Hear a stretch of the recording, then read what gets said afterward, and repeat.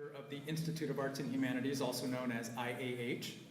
On behalf of IAH and the Mellon Foundation Sawyer Seminar, our brilliant partners in making tonight happen, I offer a warm welcome to the University Art Gallery and tonight's event, Race and Gentrification, lecture, art exhibit, reception, all-around extravaganza.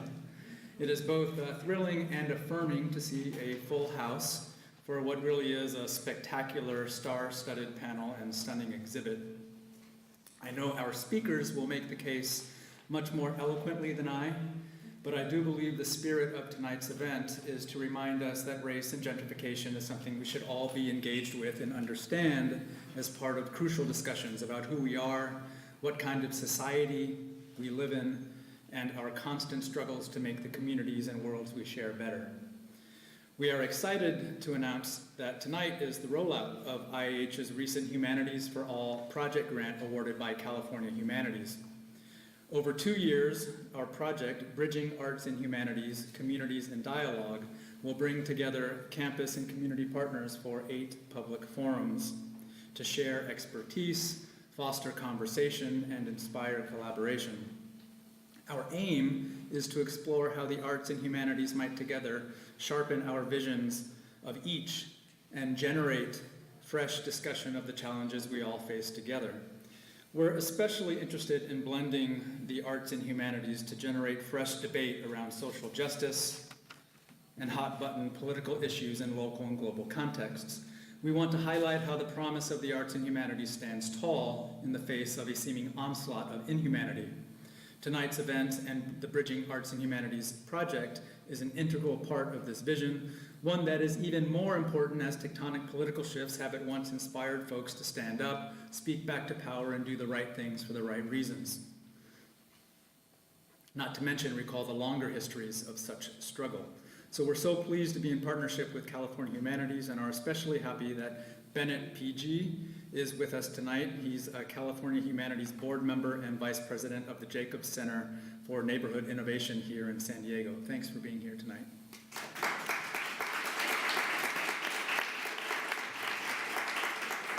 The beautiful posters around us are on loan from their permanent home at the Center for the Study of Political Graphics up the road in Los Angeles.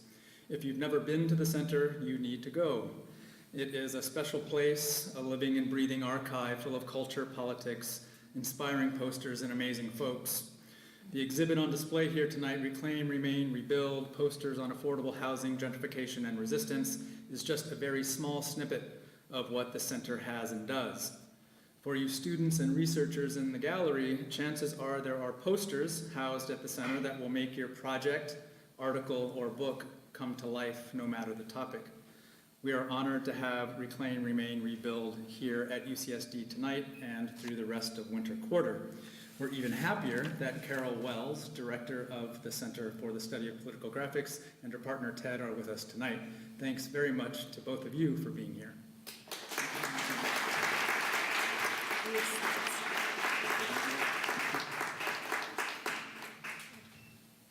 I'm behind on the slides. Just a few more special thank yous before I pass the mic. The amazing curatorial advisors for the exhibit you see before you are Noni Brynjolfsson and Erica Barbosa. Evidence of their sheer brilliance and creativity is all around the room. The exhibit would not look like it does or exists without them. Susan Naruki, director of UCSD's UCSD's Arts and Community Engagement Program, and Farshid Bazmandagan of ACE have been more than generous with their time and ingenuity in helping make the installation come to life. Last but certainly not least, huge thanks to Joelle Fusaro, Catherine Levy, and Anthony King from IAH and the Division of Arts and Humanities for doing much of the heavy lifting when it came to planning and coordinating the many, many moving parts of tonight's gathering. You're all real pros, you make an outstanding team, and it's a pleasure to work with you. Finally, and this really is my last note, much gratitude to everyone at IAH, the Mellon Foundation Sawyer Seminar, the International Institute at UCSD, the Division of Arts and Humanities. Our Dean, Christina Della Coletta, is here in the room towards the front door. The University of California Office of the President and California Humanities for providing funds, and I have to say, working so beautifully together behind the scenes to make tonight's event happen. With that, I'd like to turn things over to my friend and colleague, Professor Nancy Kwok from the History Department and Associate Director of IAH.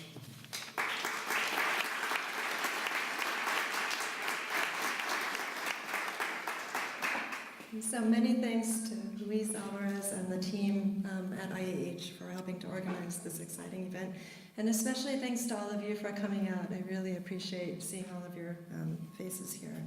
Before I introduce the speakers, I'd like to begin by telling you a little bit about the Sawyer Seminar, a co-sponsor for this event. The Sawyer Seminar is an initiative funded by the Mellon Foundation, led by Nancy Pustero, Pamela Radcliffe, and Sharon Rose, and it is a cross-disciplinary collaboration with some 20 or so faculty across Southern California, graduate students, and a postdoctoral fellow, working on the theme, Claiming the City, Urban Citizenship, Hybrid Cultures, and Governance in the Modern Era. Together, we have been considering the various ways cities function as key sites of political organization and coordinated governance, and in particular, we are interested in the ways that cities serve as high-stakes sites of claims-making and urban citizenship. We draw from a wide range of disciplines, anthropology, history, linguistics, literature, and more, to consider the central question of who owns the city. We have many more gatherings planned, so we do hope you'll all come to some of those. Now I'll segue to our speakers for the night. Our first speaker is Eric Avila, who is an urban cultural historian, professor of history and urban planning, thanks, and chair of Chicano and Chicana Studies at UCLA. Particularly relevant to his talk tonight, Professor Avila is also the author of Popular Culture in the Age of White Flight, Fear and Fantasy in Suburban LA, as well as The Folklore of the Freeway, Race and Revolt in the Modernist City. I'm guessing for the students in the room, many of you have already read Professor Avila's work. He'll be speaking tonight about the histories of Bunker Hill, Boyle Heights, Chavez Ravine, and redevelopment in LA. Our second speaker is Carolina Martinez, who is the Associate Director of Policy at the Environmental Health Coalition. She works with residents in low-income communities of color to advocate for climate and land use policies that respect their priorities, improve health, and are consistent with environmental justice principles. For 8 years, she worked with National City residents, implementing a comprehensive community plan that phased out polluting industries out of a residential neighborhood and created an affordable housing project. Currently, she is advancing the equitable implementation of San Diego's Climate Action Plan. I think I'm allergic to something that's blooming. In her talk tonight on Recipes for Respect, Ms. Martinez will talk about gentrification in the City Heights neighborhood of San Diego, and in particular on the actions of the City Heights Community Action Team in the summer of 2017. Our third speaker, Rizzhel Javier, is a San Diego artist and educator. She examines identity, culture, and memory, and she works autobiographically using art and photography to explore personal, community, and global connection. Rizzhel brings participatory learning experiences into the community through her project Bridge to advocate for self-expression, equity, and social change. In her talk tonight on art and community building, Ms. Javier will discuss the way art can be used as a tool for storytelling and empowerment. Our fourth speaker, who is walking here as we speak, is Georgette Gomez, who many of you probably know, who currently serves as the council president for the city of San Diego. She is also the daughter of working class immigrants who learned at an early age the importance of giving back to the community and helping those less fortunate. Council President Gomez assumed office in December of 2016, becoming the first queer Latina to serve on the San Diego City Council. This past December, she was elected council president by unanimous vote of her colleagues, and as council president, she is committed to creating a local government that is equitable, inclusive, transparent, and accountable. So without further ado, thank you again for coming out tonight, and I welcome to the podium our first speaker.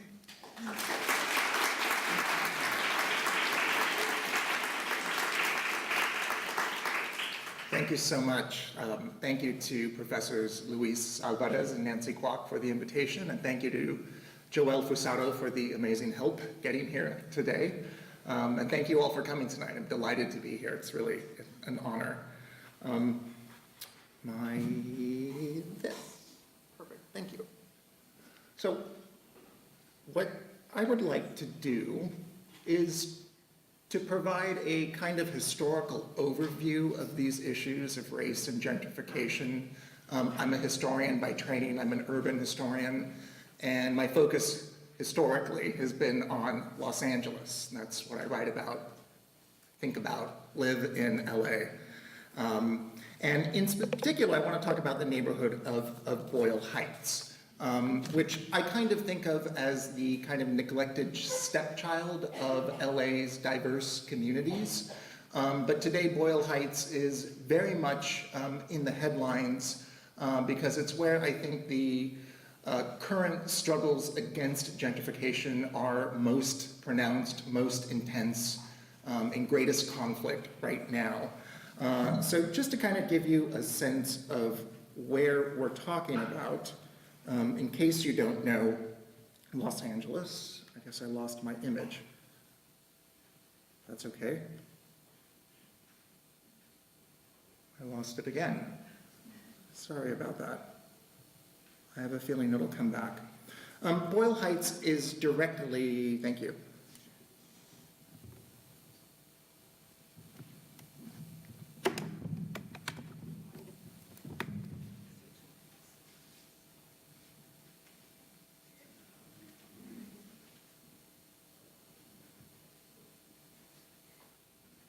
Okay, I better not go to the map and just leave it alone, but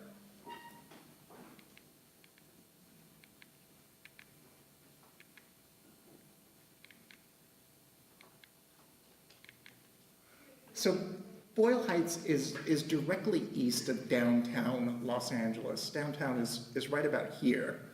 And just east of the downtown core, there is a neighborhood, it's now a neighborhood, it's now called the Arts District, but that's a very recent name. It used to be warehouses in the 1920s and 1930s. But since then, those warehouses were abandoned, and now they are being revitalized as a very high-end, very trendy neighborhood with very expensive restaurants called the Arts District. So there's downtown, there's the Arts District, there's the tracks of the railroads, the LA River, and then Boyle Heights. So just kind of bear with me, that's part of the context here. You can kind of see from this aerial view, Boyle Heights is here, this would be east, this would be west. Boyle Heights historically has been kind of separated, quite literally, from Los Angeles. By virtue of the presence of what used to be the LA River before it was turned into a concrete ditch by the US Army Corps of Engineers in the 1930s, but also by the rail yards and the rail lines that run to Union Station, which is right about here. And then beginning in the 1940s and 1950s, highway construction added another layer of separation between Boyle Heights and downtown Los Angeles. So historically, Boyle Heights has been not just isolated, but you might even say quarantined from the rest of the city and kind of fortified by these massive structures like the channelized river, the rail yards, the railroad, and the freeways. In the late 19th century, Boyle Heights was actually a suburb for the first wealthy generation of kind of downtown businessmen and their families in the 1890s and around 1900s, and these were some of the homes that were established in Boyle Heights. But beginning in the 1920s, you saw a period of succession, of neighborhood succession and demographic change, and also socioeconomic change in particular. Beginning in the 20s and into the 1930s and 1940s, Boyle Heights became a more working class, ethnically and racially diverse neighborhood. Because the earliest phases of suburban development in Los Angeles were staunchly upheld policies of racial segregation. People of color, immigrants, Catholics, Jews found Boyle Heights to be one of the few places where they could reside, given the preponderance of racially restrictive covenants and policies that excluded many non-white peoples, immigrants, and workers from other parts of the city. So the kind of multicultural, multiracial, working class heyday of Boyle Heights was during the 20s and the 30s. And in that time, many Jewish immigrants also settled in Boyle Heights. And they brought with them the institutions that sustained their community, religious institutions like shuls, hospitals, because hospitals in other parts of the cities would not welcome Jews, and even delicatessens that were part of the flavor of Jewish Boyle Heights in the 1920s and 1930s. And in this time, Boyle Heights also maintained a very active presence of labor activism and union activism in particular. Jewish immigrants brought that tradition with them to Boyle Heights, but also in the aftermath of the Mexican Revolution, a lot of Mexican immigrants and Mexican Americans were tied to the revolutionary consciousness after the revolution, and they kind of combined in Boyle Heights. Boyle Heights sustained this kind of multiracial, multicultural labor activism going back to the 1920s and 1930s. So around the same time in the 1930s, this was when the federal government, particularly through the Homeowners Loan Corporation and the Federal Housing Administration, began to organize a schematic mapping of wealth and its distribution in every neighborhood of every major American city in the United States. The Homeowners Loan Corporation conducted these exhaustive surveys of the physical character and the socioeconomic character of neighborhoods to categorize neighborhoods as ripe for investment or off limits for investment. They used 4 categories that corresponded to 4 different colors, green being the best, then blue, then yellow, and then red. And because of Boyle Heights' socioeconomic profile, Boyle Heights was designated a red-lined neighborhood. This is what the survey form actually looked like. And up here, this part of the form describes the social character of Boyle Heights. And you can see here that the federal official representing the HOLC went into Boyle Heights and found these were the groups of people who lived in Boyle Heights. So we have Jews, Mexicans, Russians, Polish, Armenians, Slavs, Greeks, American Mexicans, Japanese, Italians, and also notice that there's a tiny subcategory for Negro, with a 1% category of African Americans. And you can look at the language of the federal government, the way that it describes this population as subversive and racial. What's interesting is that through our 21st century eyes, many of these groups in this list would not be considered to be racial anymore, but 100 years ago, in the eyes of the federal government, they were racialized. They were considered to be of a racial character, and therefore they were part of the reason of why Boyle Heights was considered to be a slum and was designated a red-lined area. At the very bottom of that survey, this is kind of a more general description of the neighborhood written by the actual HOLC official, and that underlined part reads, "This is a melting pot area and is literally honeycombed with diverse and subversive racial elements." I mean, that language of honeycombed really gives you a sense of, how the federal government, how officials thought about race as being subversive, as being kind of insect-like or vermin infesting neighborhoods. And that's why Boyle Heights was considered to be a red-lined area. It is seriously doubted whether there is a single block in the area which does not contain detrimental racial elements, and there are very few districts which are not hopelessly heterogeneous. We don't talk about heterogeneity in those terms anymore, but in the 1930s it was considered to be hopeless. The really interesting thing about this description for me is this sentence beginning here. It is hazardous residential territory and is accorded a general red grade, although slum conditions prevail. The federal government, in conjunction with the city government, are undertaking a slum clearance project covering 41 areas in the extreme northeast part of the city.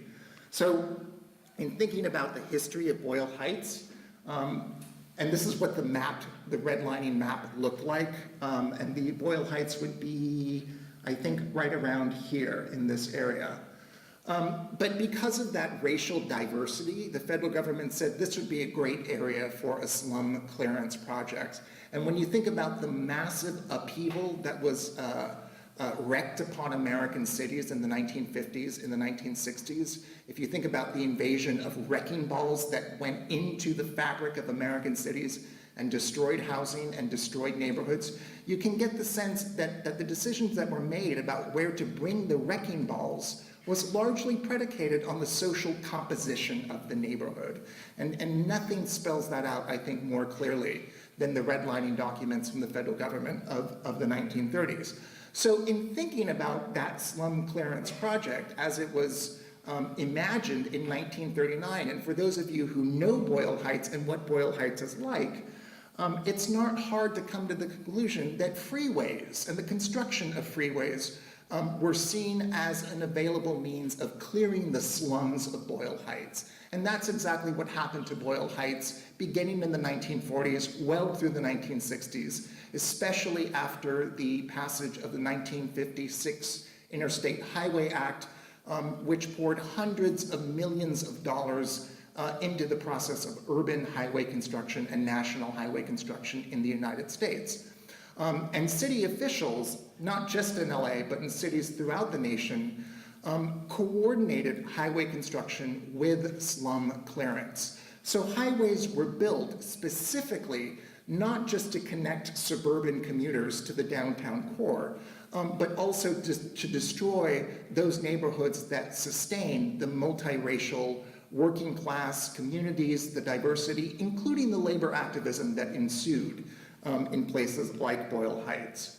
Again, you can see this is the 101 freeway, this is the 5 freeway, this is the Los Angeles River, and then you can see the rail lines as well. And now Boyle Heights is even more isolated, even more quarantined from the rest of the city. I want to draw your attention to one spot on this map. I think it's right here. Yes, this is Hollenbeck Park. And this was kind of a playground for the initial generation of wealthy people who lived in Boyle Heights in the late 19th century. And the freeway was kind of stitched right along here in Boyle Heights. And also notice the presence of these massive interchanges that consumed not just massive amounts of land, but massive amounts of housing as well. Here's another image of Boyle Heights, and you can just see how the freeways just literally slice through Boyle Heights in every direction. These are the interchanges, and you can just see how much space they consumed, and you can imagine how many homes were destroyed in order to build these interchanges of the freeways. Why did the interchanges have to be built in Boyle Heights? Why couldn't they have been built in places west of the city or north of the city? Why Boyle Heights? Well, you look at the redlining maps and the documents, and you can get a good sense of why that was the case. This is what Boyle Heights largely looks like today. It is something that you drive over, or you pass through, or you drive under. It is not something that you engage with from the perspective and the experience of driving on the freeway. This is that park that I was telling you about, Hollenbeck Park. You can see how the freeway is literally sliced right through the freeway. That's because that was state-owned land, which meant that it was more cost-effective to build the freeway upon state property rather than private property. This is what Boyle Heights used to look like in the early 20th century, and this is what it became after the 1950s. Now, in my own work, I'm particularly interested in the kind of local interpretation of the freeways. And this kind of brings us to kind of the next phase of Boyle Heights' development. Highway construction in the 1940s and 50s kind of sparked that familiar process of white flight in Boyle Heights. And that's when largely that describes the process by which people fled the neighborhood. And the classic narrative of white flight applied to Boyle Heights would describe a kind of Jewish exodus out of the neighborhood towards neighborhoods that began to open up to Jews in the 1950s and 1960s. Many neighborhoods of the West Side, neighborhoods in the San Fernando Valley, neighborhoods in the San Gabriel Valley. And you saw this kind of massive exodus of people leaving Boyle Heights. And in their wake, beginning in the 60s and really accelerating in the 1970s, you began to see more Mexican immigrants and Mexican Americans settling in the area.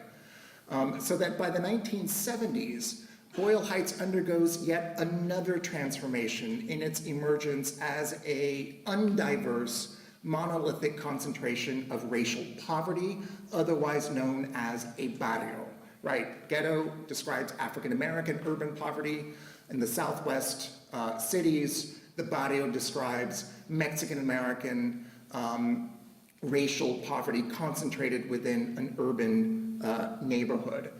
And I found in a lot of the art emanating from the Chicano movement in Boyle Heights during the 1970s, I found a lot of references to freeways, a lot of visual, a lot of literary references to freeways.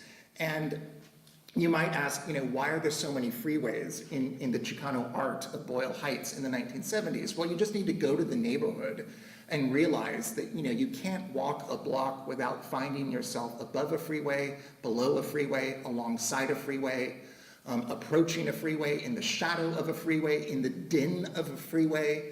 There are literally freeways everywhere in Boyle Heights. And so for an artist who wants to celebrate his or her neighborhood through imagery, through art in Boyle Heights, and to connect their work to the struggles of Mexican American and Chicano people in Los Angeles, freeways are a part of the picture. Freeways are a part of daily life in Boyle Heights. And I was really struck by the way that local artists, who were also activists in support of the Chicano movement, brought scenes of daily life to bear upon the struggles of activists in the 1970s. And so freeways were a prominent part of that imagery in the art of the Chicano movement. I recently found another mural in Boyle Heights, and this is on the side of an apartment complex, directly across an on-ramp to Interstate 5. Imagine there's the on-ramp to the freeway, and then across the street is this building with this mural. And here's this dude with a sledgehammer breaking into the plaster wall of an apartment building, opening up a hole in the wall, and there's this flower coming out of the brick and the stucco. And if you can see there's kind of a line here, and it reads, "Even concrete walls cannot stop the beauty of life." I think this is a really moving testament to the vitality of the people of Boyle Heights. It is a poor community, it is a racialized community, but culturally it is a vibrant and active community. And art historically has been a part of the LA version of the Chicano movement going back to the 1970s. Boyle Heights experienced yet another transitional phase in the 1980s and 1990s, more of a shift from Chicano to Latino, as more Central American immigrants began to move into the neighborhood. It still remained poor, it still remained racialized, but it was not monolithically Mexican American anymore. In addition, you saw the emergence of a kind of a local punk scene and punk music, which many Mexican American and Central American youth were a part of that movement as well. And you also saw a new phase of grassroots activism that kind of echoed the history of activism in Boyle Heights. But this activism in the 80s was targeting the placement of unwanted infrastructure, toxic waste dumps, prisons, battery recycling plants. Boyle Heights, as I said, was always kind of a dumping ground for civic projects in LA, and those prospects ignited a new phase of activism in Boyle Heights. By the end of the 21st century, Boyle Heights remained poor, it remained working class, it remained immigrant, but at the same time, it was acquiring a certain kind of hipness, a certain kind of glamour, maybe a rough glamour, but particularly through film and television and music, especially hip hop, especially in the music of groups like Cypress Hill and Ozo Motley. Boyle Heights became a kind of new epicenter of this kind of multiracial sound and culture coming out of Boyle Heights, which drew a lot of attention to the region. Today's Boyle Heights is in the direct path of gentrification. Gentrification has moved on a kind of eastward path from, say, Venice and Santa Monica, to East Hollywood, to Silver Lake and Los Feliz, to Echo Park, to downtown, to the Arts District, to Lincoln Heights, and now Boyle Heights. And Boyle Heights is kind of the next neighborhood in the path of that eastward path of wealth moving, gentrifying Los Angeles from west to east. And I will try to wrap this up briefly, but you know, there are still scenes of the old Chicano Boyle Heights that are still very prominent in the area, such as this mural. But there are new civic projects that have a mixed blessing for Boyle Heights. They are both good and bad for Boyle Heights, and these civic projects are inciting a lot of controversy about the fate of Boyle Heights and what's going to happen to Boyle Heights. One of those civic projects is the metro. As I said, historically Boyle Heights was isolated from the rest of the city and then quarantined by freeways. But beginning in the 1990s, the city of Los Angeles began to build a new metro system to connect communities like Boyle Heights to Union Station, and it's now becoming integrated into this new round of public transit in Los Angeles to break away from that kind of stereotype of LA being the freeway metropolis. Is this a good thing or is this a bad thing? For the low-income renter population of Boyle Heights, is it a good thing to have public transit reintegrated into the neighborhood, or is it inviting, the next round of gentrifiers into the area? Another project is the revitalization of the LA River. There's a lot of excitement about what's happening to the LA River.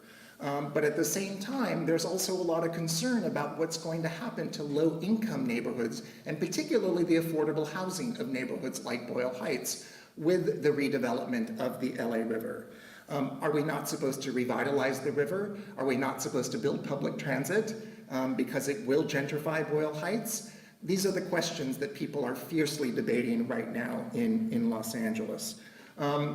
Another project, this was an old Sears warehouse that was in Boyle Heights that was abandoned for many, many decades. But now this is going to be a mixed-use residential office hotel entertainment complex, and these are what the plans look like for it. And with these new projects, you're starting to get more scenes like this in Boyle Heights. And at the same time, you're also starting to get more incidents like this, more kinds of conflicts like this around Boyle Heights, for this as well.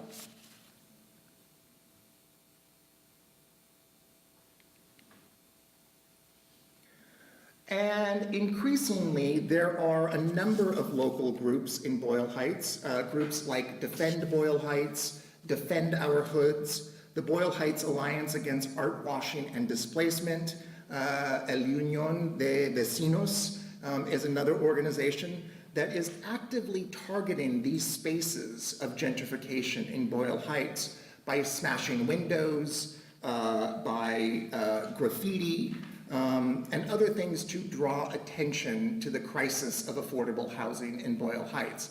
Now, what's a little crazy is that, when you look at the profile of people gentrifying Boyle Heights, it's not a brown-white binary. As a matter of fact, the population of Los Angeles City and County is about 60% Latino, And they are not monolithically working class poor people. There is an expanding middle class of Latinos in Los Angeles, and they are part of the people who are also gentrifying Boyle Heights. They don't want to move to the Valley. They don't want to move to Orange County. They want to move to places where they're familiar, where they feel like they belong, but they don't want things to stay the same. They want the metro. They want the LA River to be revitalized. They like espresso. And curiously, they are finding themselves to be the target of many of these anti-gentrification activists. And so it's really raising a lot of questions about, what is gentrification? How do we think about it? How does it work? Especially along racial and class lines.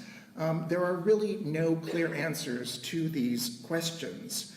And so these, I think, are kind of the struggles, but I think the most important, the most critical issue right now, I don't necessarily agree with the tactics of many of these groups right now in Boyle Heights, but I do appreciate the fact that they are calling attention to the crisis of affordable housing in Los Angeles. That, I think, is the most critical issue facing LA today, as with many cities.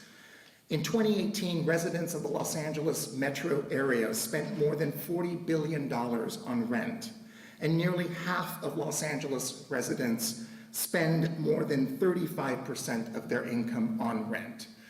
So these figures are really critical in dramatizing the struggles around the lack of affordable housing in Los Angeles. Just to conclude, I think there's a few lessons here that I think we could wrap up with. One is that history, and local history in particular, remains firmly embedded in the physical and social landscape of neighborhoods that are gentrifying, like Boyle Heights. And I'm afraid that in a lot of the controversy, in a lot of the drama, we've lost sight of that history and the history of places like Boyle Heights in particular. As I've mentioned, Boyle Heights has been a neighborhood of constant change, constant flux. And the idea that we can just freeze Boyle Heights as it was 20 years ago is really unrealistic, especially given the history of constant change and upheaval in Boyle Heights. And also the history of working class activism. That also has to be remembered in that tradition. Another lesson, I think, is that there is not one single group who lays claim to Boyle Heights. As you can see from the redlining documents, many, many groups can find their roots in Boyle Heights. And many groups can lay a claim to Boyle Heights as kind of the origin story of the LA chapter of their family's history. And then finally, I think the last lesson to kind of leave you with here is the role of art and the complex and contradictory role of art and artists. Art is a tool of protest against gentrification, and it is a means of community mobilization and awareness. And there's a long history of that kind of activism in Boyle Heights. But art is also an active agent of displacement and neighborhood change. Individual artists, artistic businesses, and artistic spaces can often function as a kind of colonizing arm that helps to create the conditions that invite gentrification. So there is no clear-cut role of art here. I think art is kind of Janus-faced. Art is both the savior and the destroyer when we're talking about gentrification and struggles around housing in LA.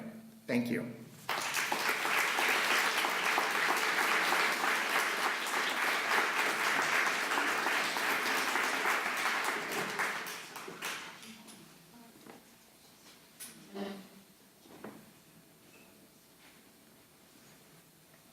Let's see.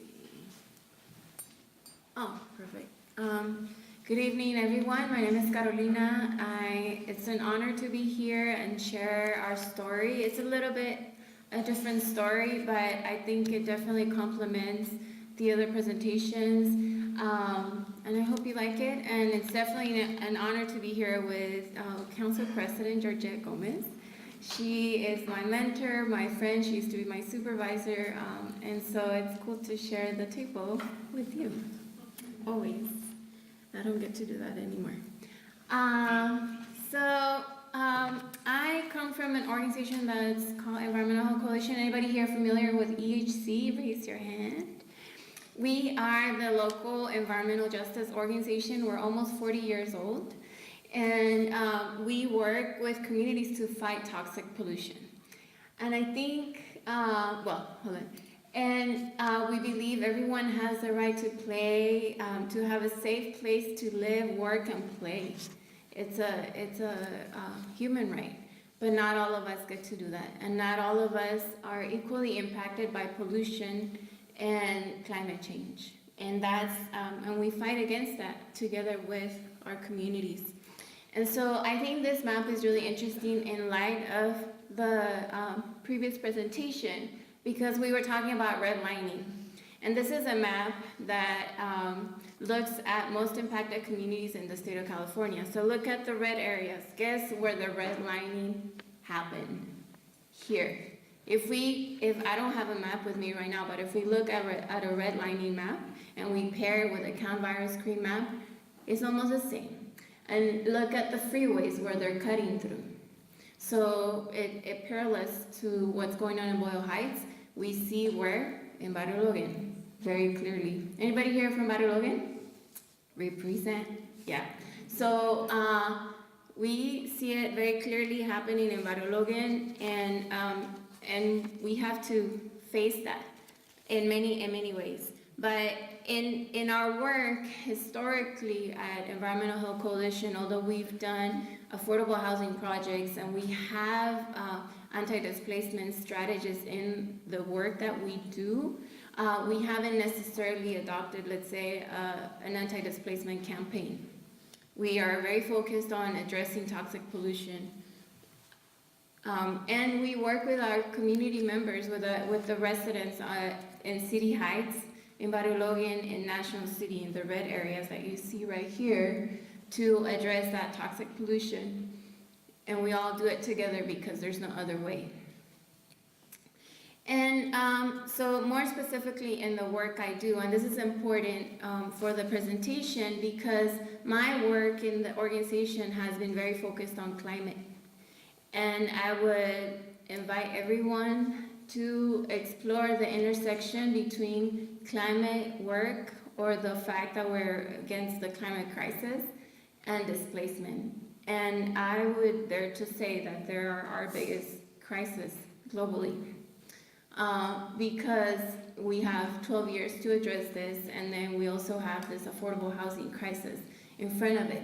And so my work is focused on climate, and recently we published a report that looked at how equitable the implementation of the city's climate plan has been, and how much is it going into our communities? How much are we getting those trees? How we improved our transportation system? How much money has gone to improve the quality of life in our communities? Because that's where climate change starts. Because we have the freeways, we have the industries, we have the ports of entry. And so all of that intersects right there. And if we really want to address climate change, you need to start with EJ communities. So we're very clear on EJ communities are the answer to the climate crisis. But that's not where we're seeing the solar panels. That's not where we're seeing the trees happen. That's not where we're seeing the clean buses or the clean trucks. The investments are happening somewhere else.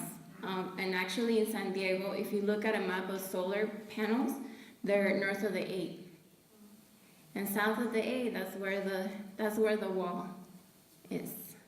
And so this report highlights that we need to address transportation, and we need to invest in environmental justice communities if we really want to address climate change in the city of San Diego. And so that tells you that our work has been very focused on the climate action plan, on toxic pollution, but here it goes, gentrification. It's not asking for permission, so we need to think gentrification. How are we addressing that? And let's see, how many renters do we have in the room? Raise your hand. I'm a renter. Yeah, so the renter population is increasing, and I would say that we don't have policies in place to protect renters. And in City Heights, the community where we've been focusing a lot of our small anti-displacement work recently, more than 70% of the residents are renters. So that automatically, right, if I'm a policymaker, hint, Georgette, that automatically says we need regulation. No questions. The majority of the population is a renter population. Why don't we have renter restrictions in place? We don't. We have rent control. We don't have rent control in City Heights or in City of San Diego or in City of National City. It's almost like something out of another planet, as if, no humans are living here, no renters. So we need to talk renter protection all the way, and it doesn't end or start with rent control. There is all kinds of ways in which renters need to be protected. We're a renter population, and that's not being addressed. And so we also understand that a lot of the climate work that we've been doing may be causing the gentrification. So all this transit stops, all the stuff that Professor Avila was talking about, crossing through our communities and thinking, all right, we need to clean our transportation system and actually have a transportation system in the region, because we don't. But it is that may cause the gentrification. So we're in that intersection of conflict. So what do? So then what? Our communities don't deserve the buses. They don't deserve the public transit, the trees, the solar. Of course, we're the ones that need it the most. But once we see that come into our communities, then it becomes favorable for others to come in and displace us. That's what's happening in Barrio Logan, and that is what's happening in National City. We're seeing it happen. And so we need to address that. And so the way we started at Environmental Health Coalition with very small funding, we started training ourselves, training our community members to understand gentrification, because while we may be experiencing displacement, we may not be understanding that this is happening to my neighbor, and this is happening to people in New York, and Chinatown in San Francisco, and all these different neighborhoods. So realizing the connection with the bigger we, and that this is a social issue. So we started doing these trainings with all our communities in City Heights and Barrio Logan, in National City, to ensure that we could all kind of articulate the story of what's going on in the midst of working against toxic pollution. So this is a photo from the training in Barrio Logan with the youth over there. It was very interesting. Youth are very sharp, and they actually know more than we think they do. And so in National City, more recently, anybody familiar with this effort, rent control in National City? So ACE led the effort to bring rent control to National City. National City is a city. Anybody here from National City? Raise your hand and be proud. So National City is 60,000 people, very small city south of the city of San Diego. A lot of San Diegans don't even know where National City is, but it's an amazing place, and a lot of things are happening in National City that are not happening at the national level, which is really cool. But we also are dealing with a political climate that's very difficult. And so ACE led the effort to bring rent control to National City last year. It went to the voters in November. We lost by 155 votes. 155 votes. Do not let anybody tell you that your vote doesn't matter. We could have won, and National City would have led the effort to rent control in the state of California. It was one of the few cities that was able to qualify for rent control for the November election. But that tells us it's in the way. It's 155 votes away, even though there were millions invested by the opposition against this measure. How many? 10 to 1. So it's, go ahead, you have a question? Who was the opposition, Marcus? Realtor Association. Mm-hmm. Yeah. So there was a ton of flyering and messaging and confusing our community members to go against rent control. Can you believe that? People, our own people who are pretty much in very low income levels voting against rent control. But we're gonna win this, and it's gonna come back, and we're gonna be able to, because we're only 155 votes away. And so we supported that effort. ACE led the effort, and we supported it. And I do want to mention that we also been working with the City of San Diego in the preservation of affordable housing, existing affordable housing, and Council President Gomez may mention some of the efforts in her part of the presentation. But those are all very little steps, I think. I would say that we're in an urgent need in doing a massive campaign. As much as climate is an issue, so is gentrification. And so that's something that needs to be addressed. But at the community level, because we are limited in funding, we did a very creative project. And so that's another part of the work that I wanted to highlight, because it totally stays out of the policy world. And so when we have our community meetings, we usually go, okay, this is the agenda, and you have to write a testimony, and this is what's going on at Sandag, and this is what MTS, and then this is what the council member said, and the mayor said, and all right, so but I don't understand this climate action plan, why does it really matter to me? So a lot of the work with community members is around understanding and influencing policy, right? So it's very intense, and it has to happen quick. And so we don't necessarily dedicate a lot of time for other things that are really important. But we got a funding to do a creative project. So the California Endowment says, all right, you got funding to do some artistic project. Okay, so what are we gonna do with this artistic project? We don't do that, we do testimony. We do problem and solution. And so we just started asking the community members, what do you wanna do with this project? And so, so we started thinking, what is very peculiar at City Heights? Well, food. If you want to eat really good food, you go to City Heights. Yeah? Do we agree with that? Yeah. And so, okay, so we have, in City Heights is the most diverse community in San Diego County. We have everyone there. It's beautiful. And so, all right, so why don't we teach each other? So in our meetings, when we would get together, a lot of times we would have it at homes, and people would cook their own food. Their own, and so you had the Vietnamese soup in one meeting, and then you had pozole or some other food. And in our community member group, we have Vietnamese, Mexican, Korean, and English speaking community. So when we have these meetings, you have all kinds of interpretation going on. That's kind of a thing of its own. And so every subgroup picked their own recipe to teach each other. And I think in that process, it taught us a lot. So I'm gonna share the video so that you get a sense of the recipes, and we call that recipes for respect. And then I'll reflect on the videos.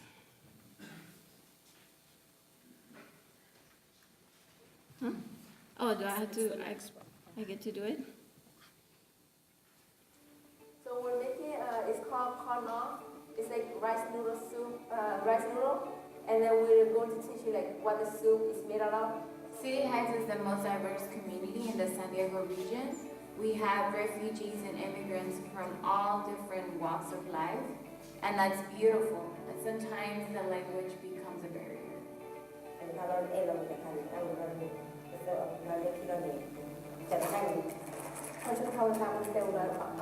And then you have to put the fish there, right? You depend on you have to look at it, depend on you want the fish to be very soft, easy to peel, so the bones won't stuck in there. Environmental Health Coalition is bringing together the Korean, Vietnamese, Spanish, and English speakers to build community through food. I am a political refugee. We get kicked out of the country and we have no place to live. When the people come together, they step out of their comfort zone. When they heard other people sharing their story, and they say, ooh, my community have the same issue, but I don't know how to address that issue. Many of them have been forced to move out of the community because the rent is too high in City High. Together, we try to find the best solution. Sharing about their traditional foods, it's creating a very strong sense of identity and celebrating culture and providing a forum to articulate stories against displacement. We need housing policies that address historical inequities and ensure that housing is available to everyone, regardless of income. As communities organize, it is imperative that their stories and experiences are always held at the forefront in order to achieve environmental justice, which is the right of everyone to live, work, and play in a healthy and safe environment.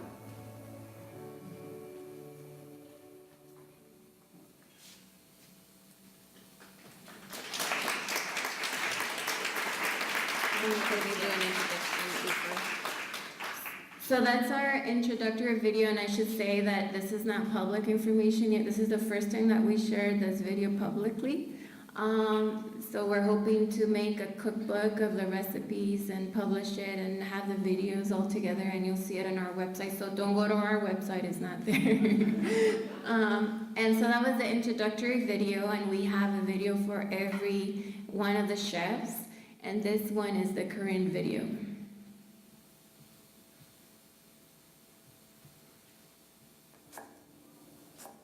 Running away from war and the ethnic cleansing in Burma. Like, those stories are normal for Korean people who are in refugees camp. As like being raised in Korean family, like my parents always tell me about my culture and my history. I've never been there, and knowing that there's like war, I don't know, it kind of inspired me that one day I should do something to like help my people who are like still in the war zone. I was born in Mellon refugee camps. It's one of the largest refugees camp out of all.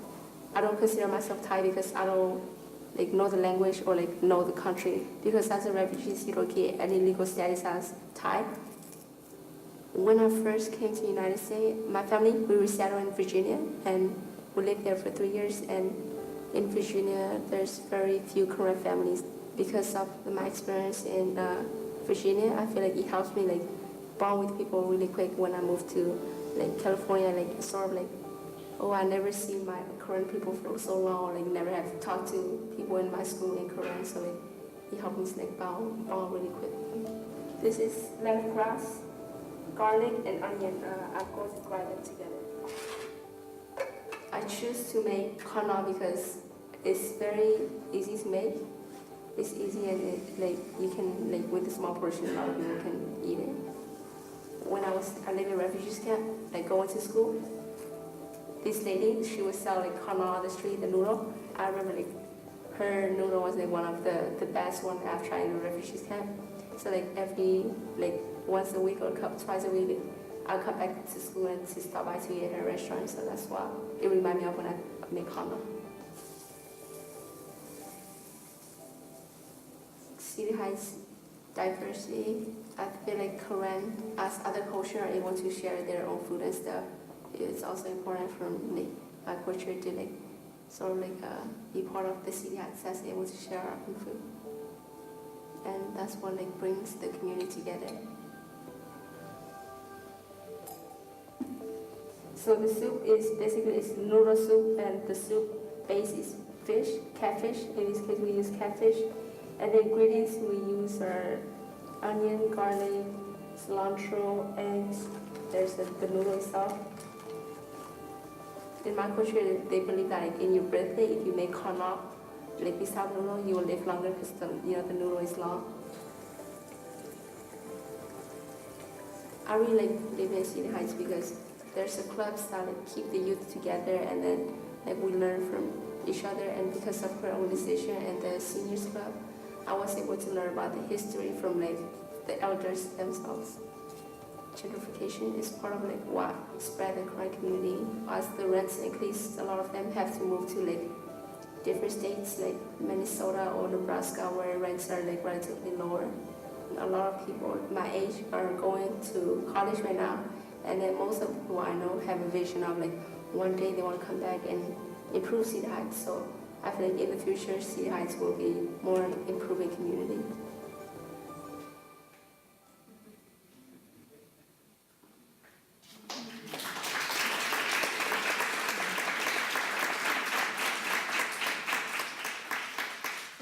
So that was Paul, and she's such an inspiration because she's continuing the legacy of her family at such a young age. She's actually a student here. She's a freshman at UCSD, and it was a learning experience for all of us. And I think, well, one of the expected outcomes of this project is, we got to build community through learning about all this food. But I think we want to highlight the ones that were, as we engaged in something that was completely different from our usual, we were able to create a space where usually the monolingual speakers would just be with each other. So the Vietnamese community would sit with each other, and then the Korean community would sit with each other. And we have interpretation equipment, but there's not a lot of talking in between. And so in the process of doing this Recipes for Respect, we had a circle, and we did a visioning to the past, and we started going to the past and to our kitchens when we were growing up back at home. Who was making the food? And so everyone closed their eyes, and we traveled back to our home countries and the smells and all the memories that are around the kitchen. And so this project proved the wisdom that is in the kitchen that we're completely underestimating. And then that comfort level opened up the conversation. So we went back to the past and also to a lot of painful conversation around the people, family members that were lost in the process of coming to the United States. But then in that process, as we were saying, I lost my grandma, and I couldn't go back to Vietnam to go say goodbye. So all of that opened up that conversation, and in that process, they started talking to each other like we hadn't seen before. And it wasn't, we weren't facilitating the conversation anymore, and then it was an opportunity to realize how similar of stories we had, and also the fact that the history of displacement doesn't start in what's going on right now. We share a history of displacement from colonial times, and we have been able to be resilient, but a lot of issues are still not being addressed. So while Professor Avila was talking about the history in Boyle Heights and all the understandings of how we see particular folks of our communities, I would say that it's the same thing. It hasn't changed. And so that the project was able to shine the light on that. It also then turned into a non-traditional storytelling testimony training. So we were no longer saying, all right, problem and solution.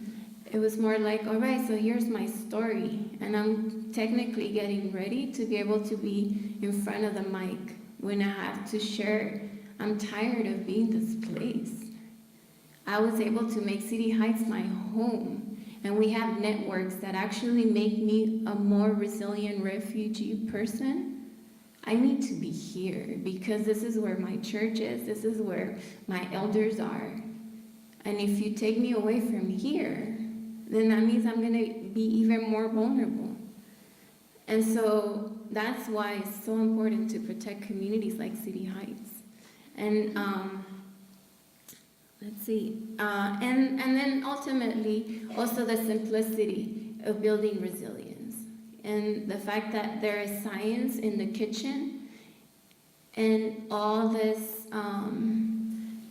seasoning, the simplicity in very simple flavors, but also very unique, and that is center, that place that we're not used to seeing as a place of organizing and activating community to go out and speak. The kitchen. A place that we all share that is so familial and that builds humanity in such a simple way. So that has been very transformative to all of us in the residents and the organization, just centering the solutions that are in our foodways, in our culture. And I would like to end with this, and that is that as organizations that are organizing and building the base and working for policy, we also need to center the need to have a home. So we're renters. Our organizing centers are renters, and that is a threat too. So it is definitely something that we're looking at internally and trying to figure out ways. But that in itself, just having a building for our organization would mean another whole campaign. And that's something that unfortunately we see funders and foundation not considering as a priority. And if we don't protect our organizing places, our safe spaces, then we are in a very dangerous place. So that's the end of my presentation. Thank you so much.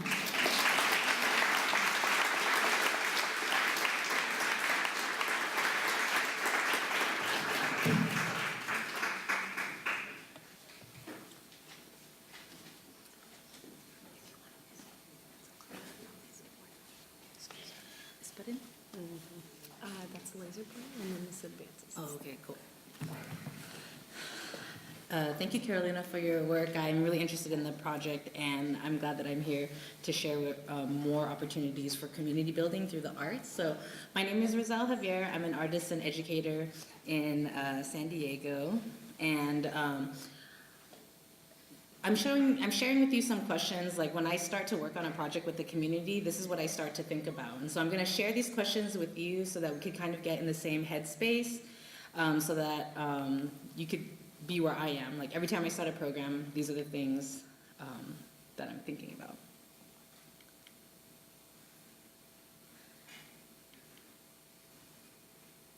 So my first opportunity outside of school was an artist residency at the New Children's Museum. And I did this project, and it was very interesting because Luis was with me on the very first workshop.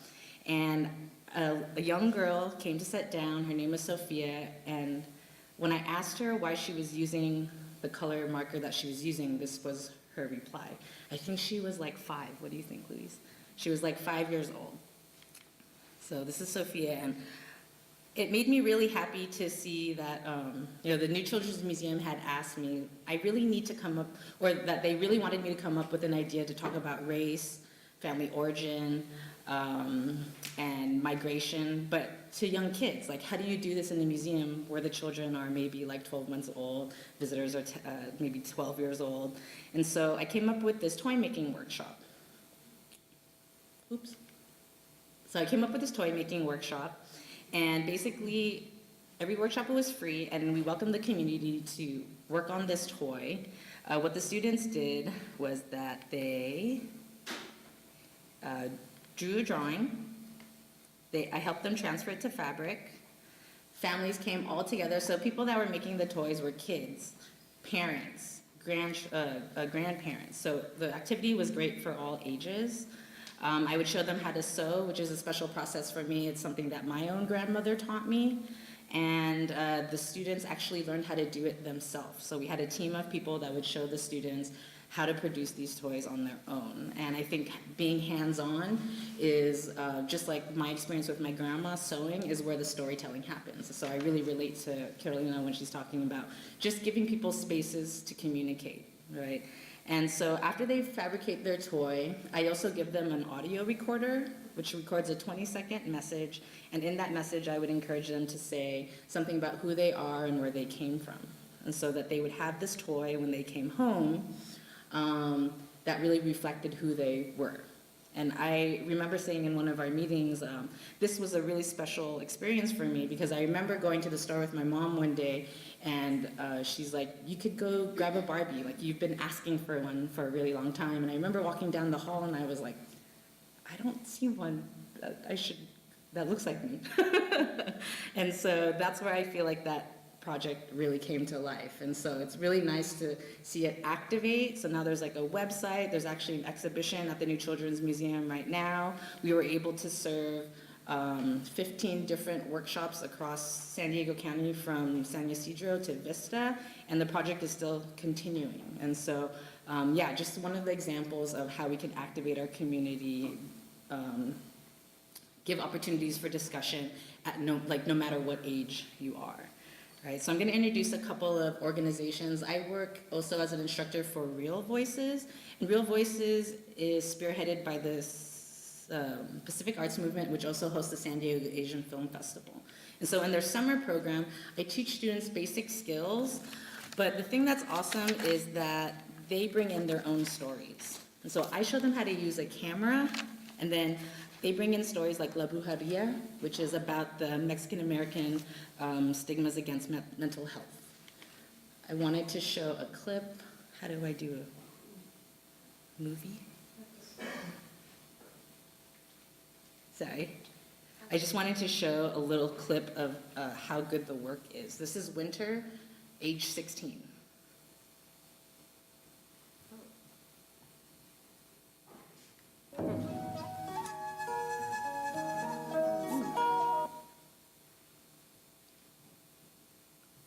Minor technical. Sorry. It's just one clip, so if I could have you stay here with me. Yeah, of course. We could even skip over it, that's cool. No. Rashid, can you help me? It's showing up on a different screen. Yeah, so every summer I work with 12 students and I show them basic camera skills, but they bring their stories and I encourage them, through this program, what do you not see on TV? I grew up watching shows like Saved by the Bell, and I always had this question. I stayed home, my parents were working class, the TV became my babysitter. And so Saved by the Bell, those were my friends, those were my role models. And then I would realize, as an adult, like, how come my family isn't like that family? And I always kept thinking, like, how do I make my family more like theirs? Is it?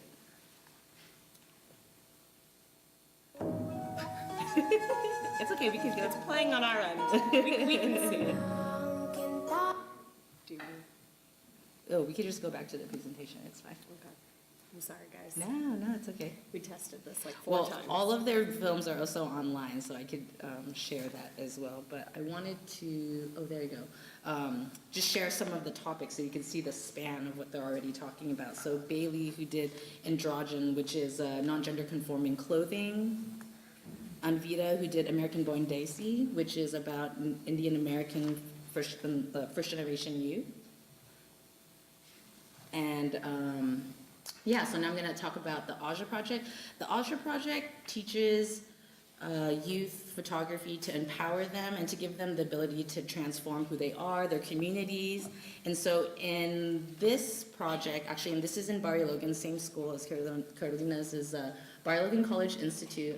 And what I did was ask them to take the cameras home and photograph things that were important to them, things that were relevant to their life, and then also things that were related to the career that they might want to do.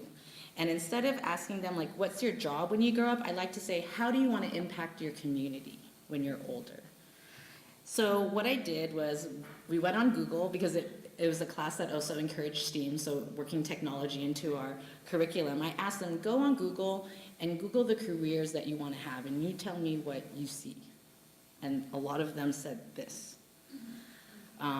So what we ended up doing was I taught them green screen technology. So my background is media arts, right? So I taught them green screen technology, and we put them into the pictures that they gave to me. And I said, like, if you can't see the pictures that you want to see, it's our responsibility to make them, right? We can't wait for people to make these pictures for us. And so the thing that's really great is that photography allows us to do that, right? But we just have to find a purpose for why we might want to do that. And another project that happens in Chola's View, which is actually with the Jacob Center, I had the students work on photographs about changing their community. So the first thing that I did was I asked them to go out and take pictures of things that they consider beautiful, things that they think that they want in their community. And then we printed those, and then we went back out into the community, and I said, I want you to cover some of the things that you want to change where you live. Right, so it doesn't take much to build a dialogue on this type of conversation with kids, but I think if we give them the tools to equip them with the ability to have those conversations, then it becomes very easy and very powerful, right? With the juvenile court system in San Diego, I work with students who are looking for a second chance, right? And with my students on the left, I ask them, I want you to take a photograph of who you think other people think you are. And then on the right, who do you perceive yourself to be? So giving them this opportunity to understand that they don't have to be the person that other people think that they are. And then finally, Media Arts Center. So recently, actually, I saw Georgette Gomez in the Fair and 44 installation. We have their work in the actual town of City Heights. I asked my students, who are all Vietnamese American, to photograph objects that were actually carried over from Vietnam to San Diego. Ooh, that's a different one. Letters that they brought. A lot of things were lost, and so this was an opportunity for them to kind of gain more materials and objects that they could claim as their own. I asked them to go out into their communities. And then when they came back to the classroom, I asked them to think about how they felt about the pictures that they saw. And really start to think about themselves as individuals in a community. And then I taught them also how to manipulate their photos, not just to take images of their community, but start to make images that also include their own story. What is it that they're looking for in the photos, and how do they want to share those? So I think that art and photography, media is really important for people to be able to express themselves. And I wanted to share this photo. When I first started going to school, these were the images that I was making. And when I look at them now, I think I look very lonely, and I look very sad, and I look very lost. And I think any art student in the beginning kind of hits this stage because they're trying to learn how to express themselves. Then I met my mentor, Dwayne Michaels, who basically told me, like, I'm really tired of people seeing artists as people that are constantly suffering. And he said, like, I always see pictures of people crying. He's like, but I want to know why they're crying. I want to know why you're behind those bars. And so that really started to make me think and transform my idea of, like, why am I making art? Do I just want to express that I'm not feeling well? Or should I go ahead and just admit, like, what I'm not feeling good about? Right, I'm going to skip over a couple. So this brings me to my first public project where just on my own, I decided I'm going to reach out to my community. And so I got invited to have a show at the La Jolla Athenaeum, and for this show, I took a card catalog. And I don't know if you remember what card catalogs are, but they have all this information that's available for you in the library, you know? And I just thought these things are so arbitrary to me because growing up, I don't think there was anything in them about me, right? So I decided to reclaim that space and put stories in there of 15 women from the Southern California region and also Tijuana, and highlight their stories, especially in a place like La Jolla where I feel like those stories would totally be ignored. So why is social practice art important? It's, for me at least, it's because I just feel like, this is a picture of me young, that I wish that I could go back to this girl growing up and say, the conversations can exist. And that it doesn't have to be that hard. And that you can talk to your parents, you can talk to your friends, you can have a community. But I didn't feel that at the time. So that's why 5 years ago I started Bridge. And with Bridge, I really, it's been constantly evolving, but I've been trying to bring the classroom out into the community. And so here's my photo class, like out in the desert. I had mentioned to them, like I had lived in California my whole life and I'd never driven up like to all these different landscapes. And so we use this old process from the Civil War to photograph landscapes to just document California. I've taken projects down to Tijuana, the Institute of Technology. I worked with engineering students to help them see that they're not just engineers, but they're also artists themselves. Went back to the New Children's Museum, produced a public workshop for youth and families to talk about home in San Diego. And really get them to activate, take them with me and get them on the floor, get them making things and really playing with the kids. And so it's been really great to see the impact of the community and how they respond to all these different projects. So I did make something for today. This number, it might look like a normal number, but if I could have you join me, if you'd like, in a project that I designed just for this conversation. So if you could close your eyes. I want you to think of a place that you used to live or work or shop or eat, a place that's no longer there, right?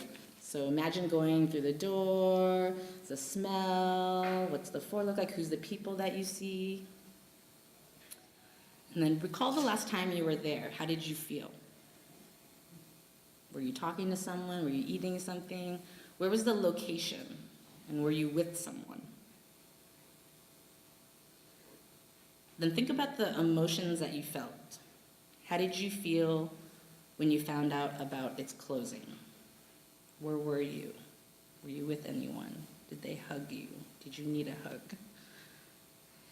Then go back to the memory of the first time that you saw it was no longer there. And stay with that memory for a second or two. So I feel like everybody's probably got to this place. You could open your eyes now. That everybody's got this place in their mind, and what I've done is I've rigged up this number to absorb your stories, basically. And so this project that I've made is called Gentrification Has a Name. And when I was getting prepared for this conversation, I literally just made this project on Monday because I was like, I feel like I need something more specific for this crowd. And so, yeah, I just felt like when I started reading more about gentrification, it talked about regions. City Heights is experiencing gentrification. But I was like, but what about the individual people that live there? I'd like to hear their story.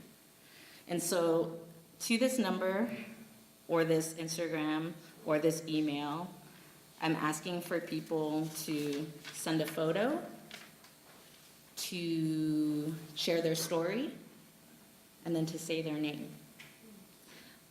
Step 2 and 3, so sharing your story and sharing your name could be in multiple forms. You could text it, you could voicemail it, you could email it.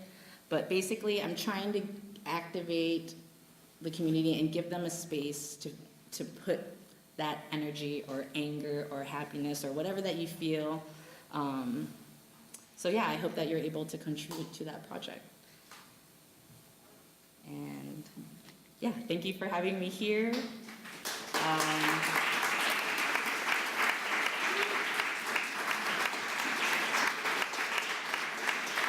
We have some contact here as well, and it's a great honor to introduce Georgette Gomez. I have to say too, the work that my students did for the City Heights Little Saigon project, it was really nice because I saw Georgette there like maybe a week and a half ago, and she was there with her crowd and everybody was cheering and all of the work was there, and it was just like this. Like, it's so great to see the community surrounded by art with all these leaders that are just very supportive. So thank you everybody for that support.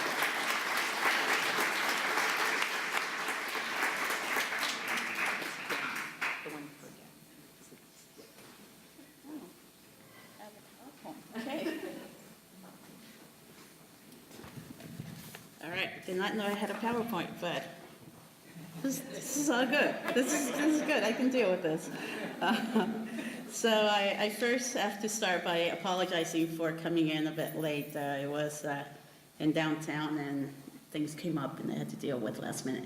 So I'll try to make it pretty quickly. I really want to get more into the Q&A. I think I think the stories and the narrative have been laid out, right? And I think there's a clear picture of what we're struggling with and what the work that we need to do. So, as Carolina mentioned, I used to work at an environmental health coalition. I used to be an organizer there. I started as an organizer.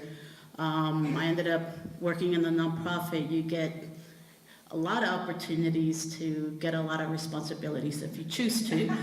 So I ended up as an organizer, and then started leading some campaigns, became an advocate, became the director, left the organization as the associate director, overseeing all the policies that we were doing, from working at the border, working with the Port of San Diego, working at the state, working in the multiple different communities that Environmental Health Coalition is doing work in. Within all of that, I used to be very active in my community as well, in different boards, participated in planning groups, and then at night, I used to volunteer in helping others get elected. And really it was in 2010 when I had the opportunity to understand, we constantly talk about your vote matters, and I think Carolina mentioned it, right, related to the measure that the folks in National City were trying to do in terms of doing rent control. And it really does, but you don't know it until you see it and you feel it. And I had that opportunity in 2010 related to supporting a candidate, and that was former council member David Alvarez, when he approached me to help him get elected, and he was going against the ties. He had no infrastructure support. He had the community support, and he was building this group of people that were doing work in that district, and I was one of those people.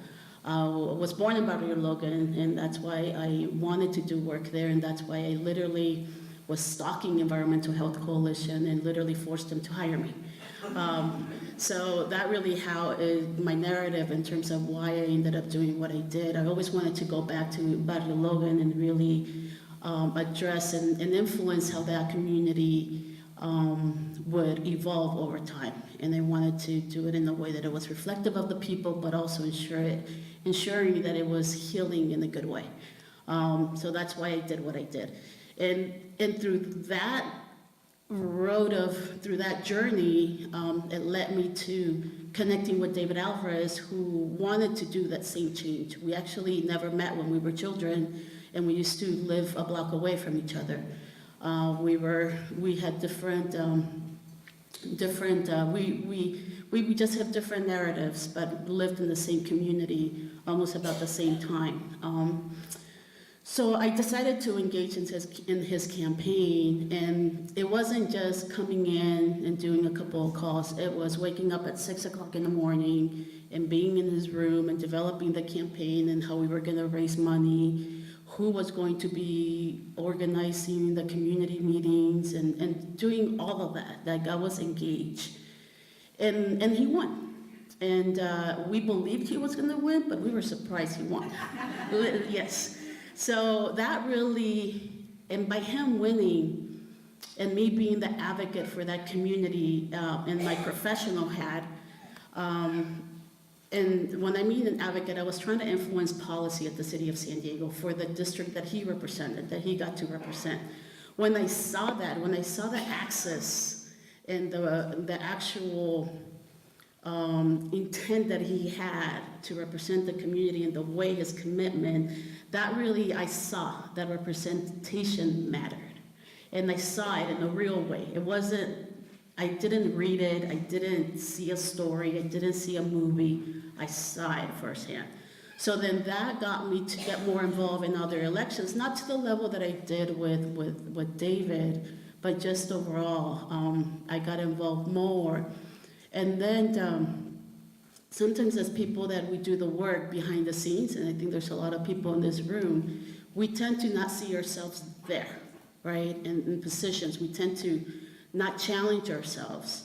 A friend of mine was going through a PhD in Arizona, and he was doing, his studies were similar to this, and he wrote there was a sentence in his thesis, and he made reference to, if we're not writing the policies, somebody else is writing them for us. And that stood. I was like, that's interesting, that is true, right? As an advocate, I did a lot of lobbying in hopes that the policy was going to be written in a way that would be reflective of the outcome, right? But it was the people that were writing it didn't have the story behind it. They didn't live it, they studied it. There's nothing wrong on studying. I'm very much mindful of the space that I'm in. I'm in the university, so don't take it as I'm talking down of that. But normally, that's the way it is, right? The people that are writing policies are the people that have studied it for the most part. So that really, like the combination of the things that I've done as a community organizer, as helping people get elected, as participating and trying to influence the outcomes, really got me to challenge myself to say, why not me? Why not be at the decision-making table, more than capable? So why not me? So I put myself out there. 2015 is when I ran, and I was successful, and I was going against the ties. I wasn't supposed to win, but I utilized everything that I've learned throughout the many years, and we were able to get it. So the reason, and I say that, all of that, because we tend to forget, and I can't stress it enough, that government makes decisions every single day in impacting your life, and you might not know it. We impact it in a way that we influence the quality of the air, we influence the quality of the food that you're eating, how much money you're spending for shelter. We influence how you move, and I say we because now I'm part of that. So, and I want to paint the picture to stress that we have a lot of influence on your future. And we're talking about displacement, we're talking about gentrification, reclaiming, remaining, and rebuilding, because we can do that if we have the right people making those decisions. So now I'm at City Council, right? I'm a government official, and I've learned very quickly that change is not easy, but representation does matter, and we make policies every single day, if not maybe every once in a while, but we make a lot of decisions that people don't see, but you live it, right? So as I come in, my guiding principles is really, how do I utilize the space that I'm taking, and now as a decision maker, to really influence justice? How I influence inclusion and representation. Those are like literally my guiding principles in everything that I do. So coming in, and the reason that I ran, not only because I saw I challenged myself, but I also saw what was at stake. District 9, just give you, I think it was talked about a little bit by some of the speakers, but District 9 is a district that is very diverse. It's the home of our refugee community, our immigrant community. It covers the areas from San Diego State all the way west to Kensington, Talmadge, City Heights, and it jumps the freeway a little bit further south, touching National City. A district that it's about 150,000 residents, 70,000 live in City Heights. The average income is $38,000 for a family of 4.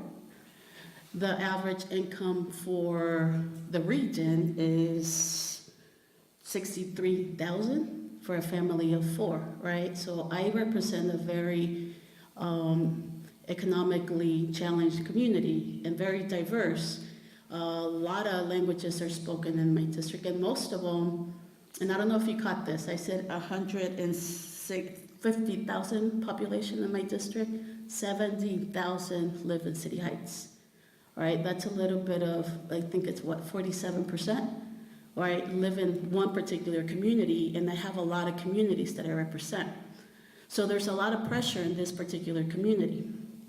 So what happens, right? And it's right next to North Park. And for those of us that know, North Park has been changing drastically, and the pressures that occur there are expanding into my district, going a bit east. So that's a little bit of the district. So now that we're having those conversations, now that I'm getting to have the conversations about policy, and housing is one of the major issues that we're facing aside from climate change. I think economic poverty too. I think it's the one of the outcomes of gentrification is the fact that we're not really raising the incomes in communities. Instead of growing them, the gap is getting bigger, right? So housing is one of the policies that I've been focusing quite a bit since I got to City Council. And we talked about a little bit the story of National City and the introduction of the rent control measure and who opposed it, the realtors. Well, I introduced this policy, this ordinance, just to protect Section 8 holders, people that live in government subsidy, to not discriminate them. To basically, if you look on Craigslist, if you type in no Section 8, you'll see that if it says listed, if you have Section 8, don't bother in applying, right? Well, I introduced a policy to discriminate that because it was legal to do that. So the people that opposed it are the same people that are opposing rent control.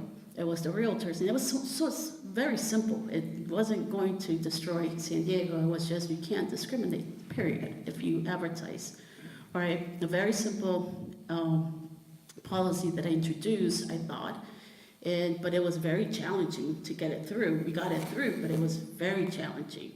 So, I mean, as Carolina put it out there, tenant protections are very important, and there's no question about it. I think I'm one of the most vocal advocates around that, but I'm also one of the minority within my council, right? So we need to get better representation to join me because it takes at least 5 or 6 electeds to be able to bulletproof a policy. So we got some work to do on that.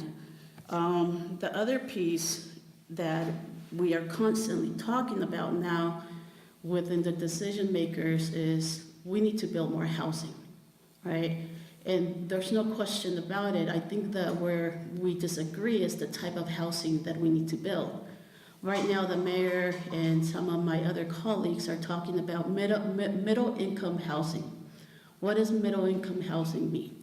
That means that in their definition, if I'm gonna be a little bit wonky right now, it's 150 AMI, which is area medium income.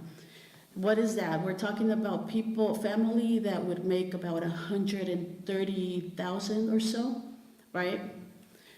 That's the area that they want to focus. Let me go back to, I represent a district that the median income is 38,000, right? So that's where they want to focus. That's the type of housing that we should be building.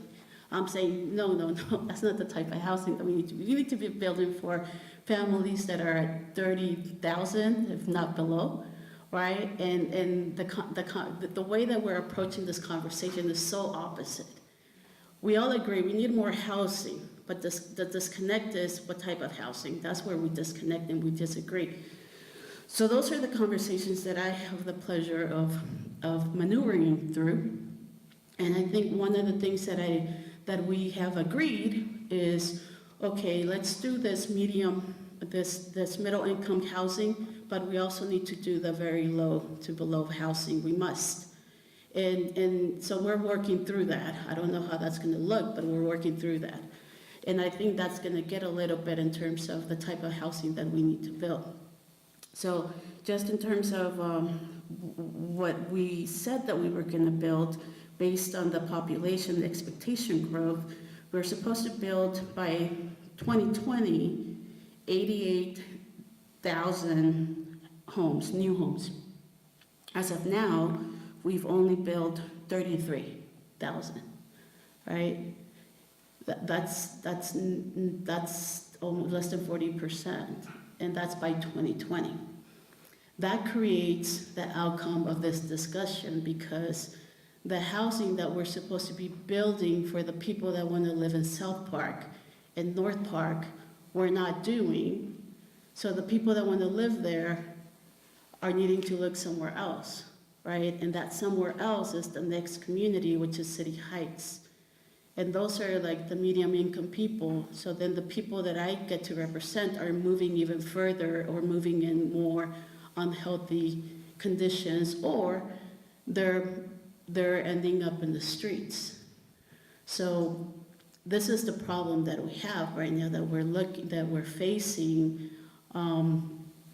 Just a couple of weeks during my council meeting, we were talking about a project that was a pretty good project. It wasn't dense enough in my lens. And my council colleagues were arguing about 4 affordable housing units. I was just like, this is just an insane conversation. We're fighting about including 4 affordable housing units in the project. And this is, I mean, yes, 4 units are better than 0. But if we're really going to have these conversations, let's have the real debate, right? So in the city of San Diego, we have this inclusionary ordinance that hasn't been touched since I think Tony Atkins was in city council. She actually is the one that got it through and created it, and that was a while already. And this is the ordinance that dictates how much affordable housing should be built if you're going to build it for a developer. But if you don't, you get to pay. You can buy yourself out of that requirement, right? And needless to say, developers have decided to pay and not build. So right now, the ordinance states that it's 10%. So if you build 100, 10% of that is affordable, or you can pay a fee. And the fee is not equal to what it would cost to build that unit, right? So they're getting away with subsidy. So one of the things that I'm doing now is it's time to update it, and definitely want to change it significantly to really reflect what we need. Or if you choose to pay, you're going to pay what it costs to build. But obviously, those are conversations that's my ultimate goal, but the politics, sometimes you have to work through all of that and make it happen. So that's one of the things that I'm working on. In terms of rebuild, I'm a firm believer, specifically in these communities like in my district, communities like in District 8 or even District 4. We make this reference in San Diego that everything south of the 8 are those underserved communities, and for the most part it's true. So these communities were created back in the day, and we did create segregation, and now we're talking about preservation, but also rebuilding while we address the housing crisis, which is an interesting dilemma in how you deal with and how do you prevent displacement. For me, I'm a firm believer that economics we can talk about the type of housing all we want, but if we don't center economics in that conversation, we're missing the discourse. We are prideful in San Diego that we have a huge tourism economy, right? And it's true. There's no question about it, and there's a lot of money to be made, but most of the jobs that are created are not livable jobs. And they could be if we had an industry that was more responsible to the workers, but we continue to invest as a city more subsidy to the hotel industry and to the tourism industry, but we never talk about the quality of jobs that should be created and what are the conditions, right? And a lot of the people that work in that industry are people that are in my district, or people that are in District 8, or people that are in District 4. So there's a correlation of lack of good jobs and lack of affordable housing, and now the outcome is gentrification. So all of that to say that as a council member now and as the council president, and that's really important to not miss, and I'm not bragging about it, I stress it because I get to set the agenda for the city council. That's one of the most beautiful things and the irony that I'm living in right now, that I get to set the agenda, and guess what? That agenda is going to be about addressing poverty, and it is about addressing equality in the city. So, yes, thank you.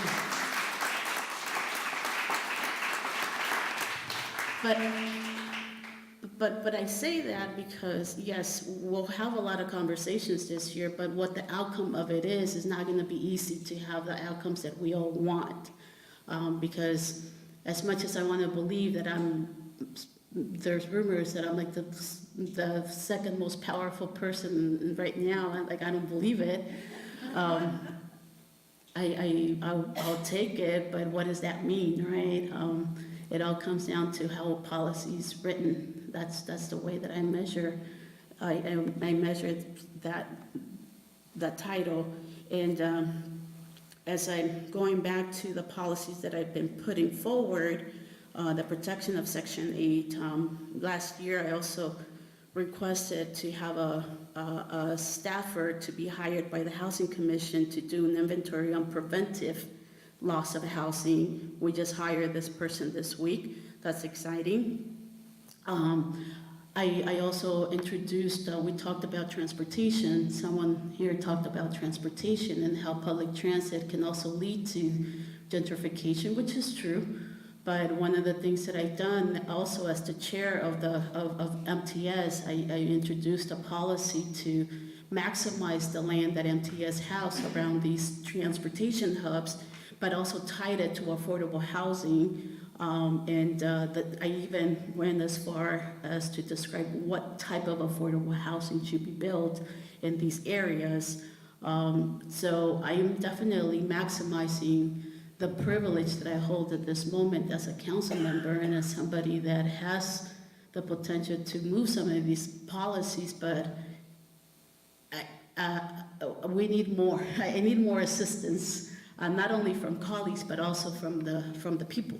Because I think we've created a narrative in our city to discourage participation, and I'm trying to challenge us all to not get discouraged, that there is an opportunity to move things as slow as they might be.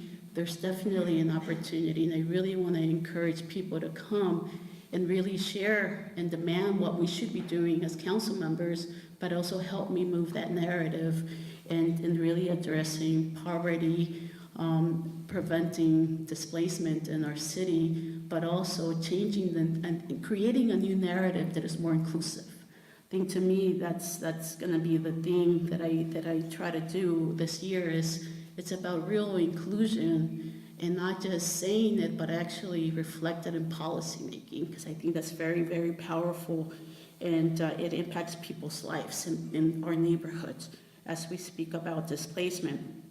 So with that, it's as challenging and sometimes as daunting that, hearing what's happening in DC and seeing what happens in DC, like seeing it in our own communities, we tend to the picture that was shown of in the corner in one is sad. Sometimes we tend to go there, right? We tend to cocoon. Let's not do that. Let's own what we want to see in our city. It's very much possible, and we need to believe, and we also need to demand.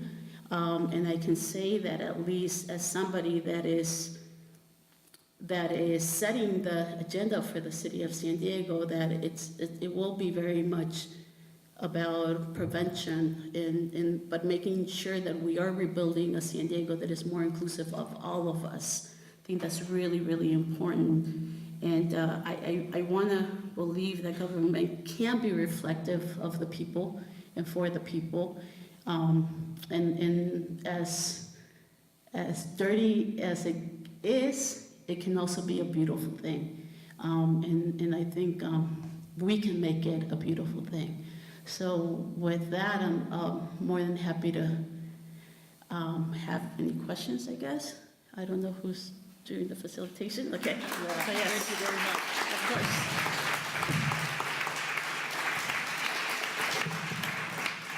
So we do have some time for questions. I want to remind everybody that we also have a bar and refreshments, but I think we should continue the conversation first, perhaps with a few questions, and then I think our speakers will be able to hang around. All of us can enjoy the exhibit, grab a drink, grab a bite to eat, mill around, and continue the dialogue further. Are there any questions or comments?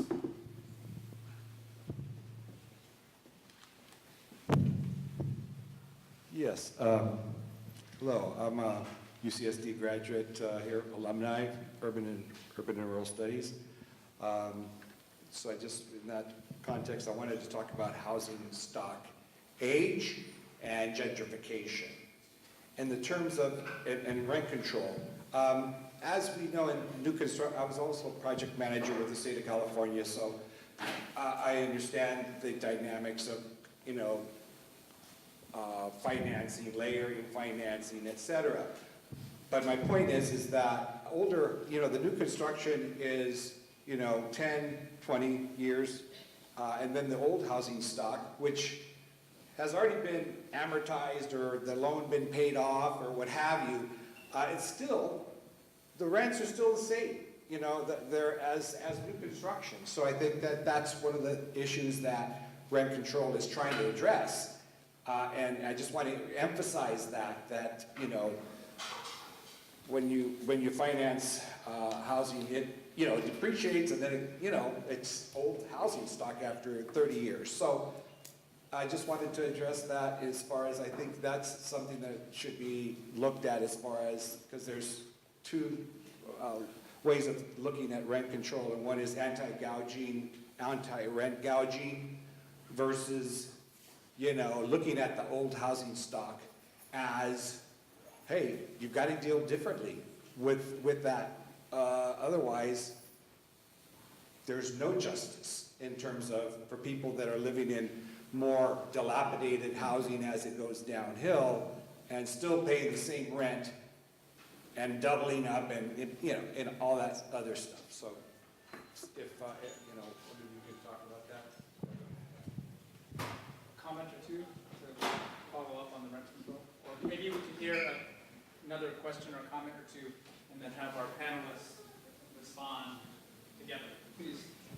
Hi, I'm Julie Corrales. I am lifelong San Diegan, and actually was born and raised in City Heights, and now I live in Barrio Logan. I work with the HC, and I'm also a grassroots activist with People Over Profits. My assistant's talking to me. I don't want to make this like a city council meeting, but I did want to talk about a little bit about the way that, so we're at a place right now where developers are asking for a lot. They're asking for all these, reduction in fees, blah, blah, blah, to increase the building. I argue that they've always been building, right? They just want to make it easier for themselves and to build. And you can argue, a lot of people do argue that we need that building and we should make these exemptions to developers. My question is around how to protect marginalized communities, communities of color, because if we give developers all this green light and make it easier for them to build, we're basically putting our communities on the chopping block. That's where the land is the cheapest. But granted, if we are going to make some of these exceptions to increase the housing stock, how do we make sure that what's being built in marginalized communities remains affordable and it's for our people, for the people in your district where I live? I know there's been talk, and we've been throwing around overlay zones, where it's certain areas, only affordable housing can be built there, or maybe the inclusionary housing in certain overlay areas or designated areas, the percentage is much higher. What is the possibility of something like that actually being implemented? Is it being talked about in City Council?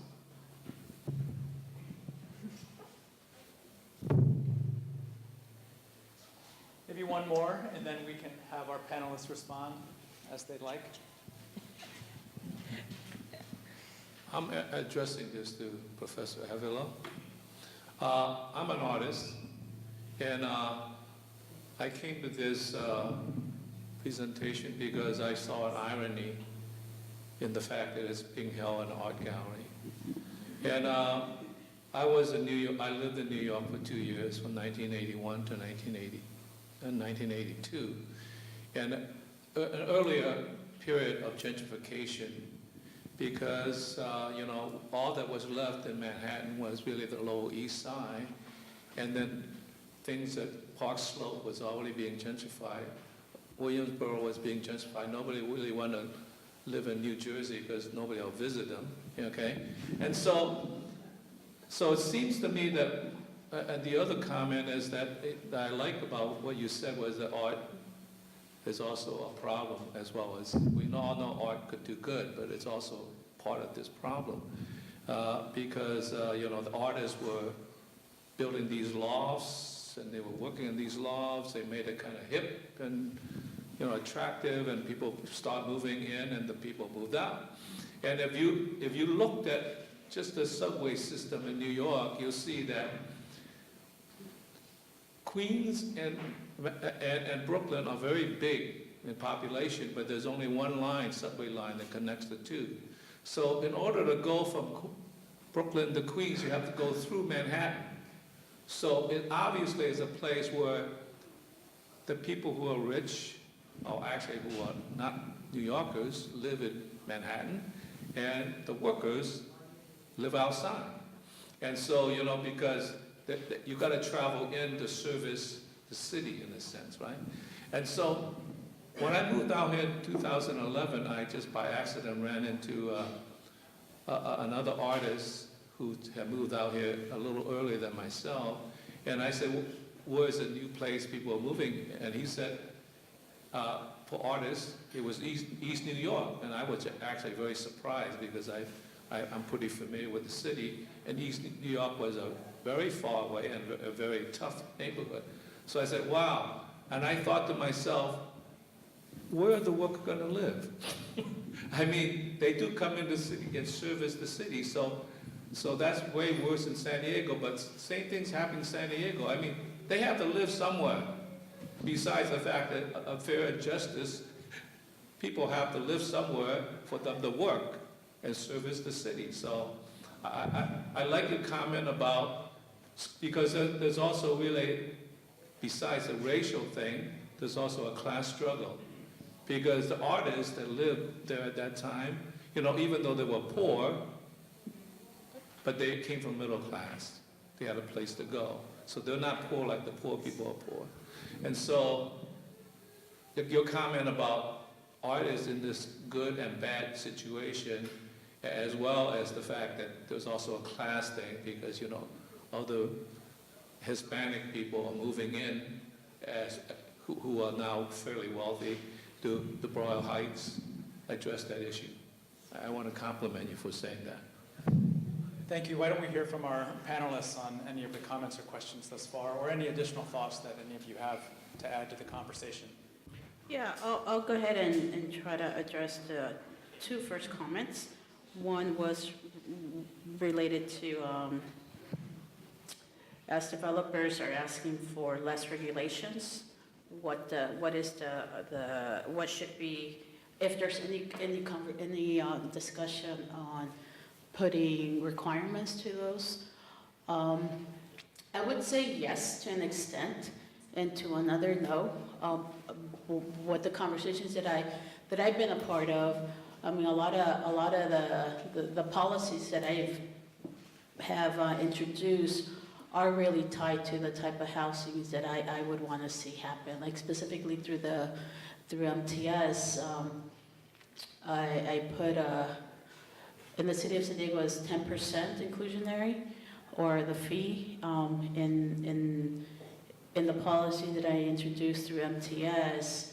most of the projects, like for example, a project that we reviewed as a potential development coming in on Palm Avenue by the transit station, we're looking at possibly, it's in the preliminary stages, but 100% affordable, 50% AMI below, mostly like 30% or so. And then that's the developer's proposing about 200 units of that, and about 100 units of the 80 to 100% AMI. So it's kind of divided into sectors of incomes. And they're asking for less parking, which I'm a supporter of. I'd rather have units than a parking space, especially if you're building it around a transit station. But within that, I'm also throwing in the possibility of tying in free transit passes also, so to encourage real ridership, right?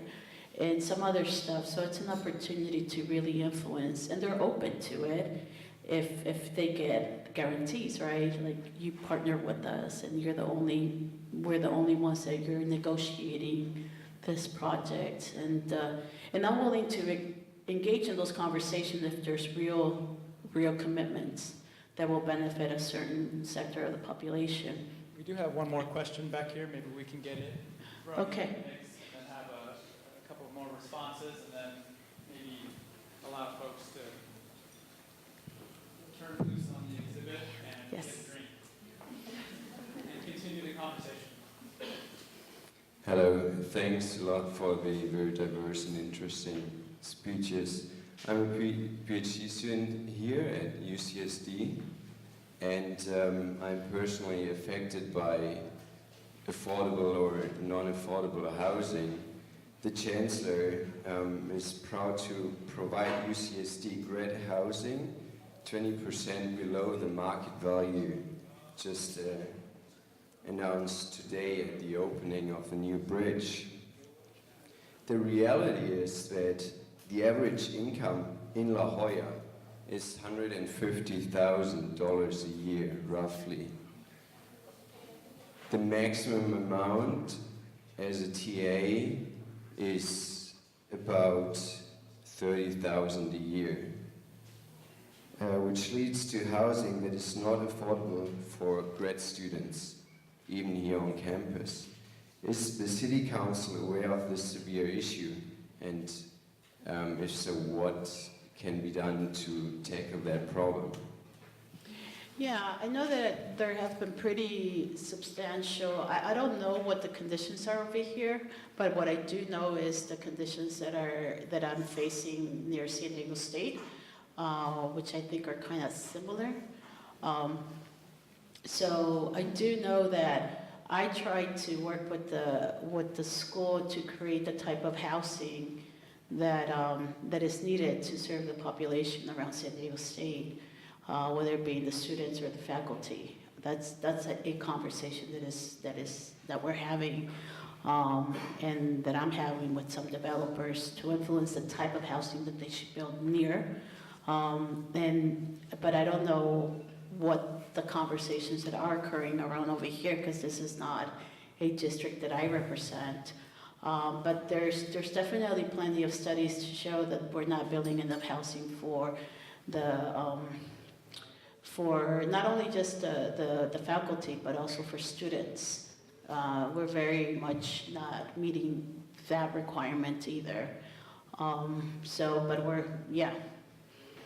Quick plug for the Institute of Arts and Humanities and the Black Studies Project in this space, with the exhibit still showing. Next Friday, we will have Professor Javier and Baldwin here talking about universities. So this conversation will continue in this space next week. Are there any other comments from the rest of the panelists in response to any of the questions or comments?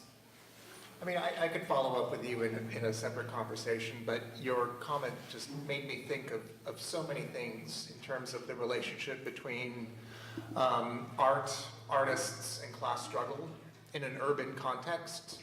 You know, I thought immediately of the ghost ship fire in Oakland and the artists who died in that warehouse, and the plight of artists there. I thought about artists in the 1930s who identified with the Communist Party and the work that they did in the United States to draw attention to class struggle through art in particular. And I also thought about an art gallery that was shut down in Boyle Heights because it was an art gallery. It was co-owned by a white owner and a Mexican-American owner whose parents were very involved with self-help graphics, which is an established art community going back to the Chicano movement in the 1970s. And just the paradoxes and contradictions of, people driving this art gallery out when in fact it inherited partly a legacy of Chicano activism through art. So there's so many angles to tackle an issue like that, but I think New York City is a fascinating example of these different dynamics at work, and artists, like government, in the service of good or in the service of evil. Cuts both ways. With that, why don't we thank our panelists one more time.